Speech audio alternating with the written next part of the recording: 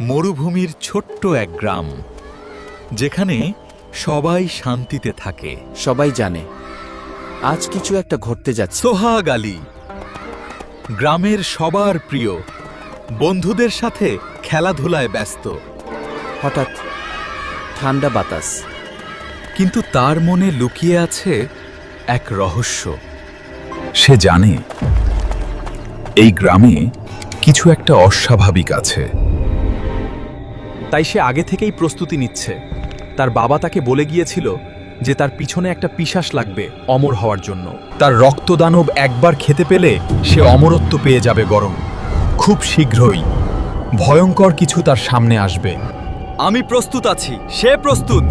সামনে যাই আসুক, আজ তোকে ছাড়বো না।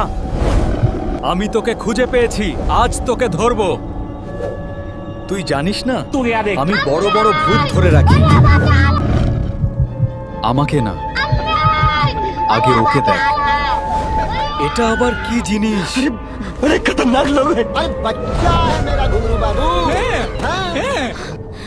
আমি ভুল জায়গায় এসে পড়েছি নাকি? এটা এটা কি? আমাকে মাফ করে দিন, আমাকে ছেড়ে দিন। আমি আর এমন ভুল করব না। কেন এখন ভয় লাগছে? আমাকে ছেড়ে দিন।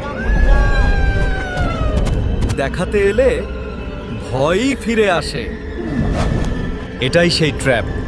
এখান থেকে পালানো সম্ভব না। না, আমাকে ছাড়ো। মাথায় থাকলে বুদ্ধি, ভূত হবে বন্দী।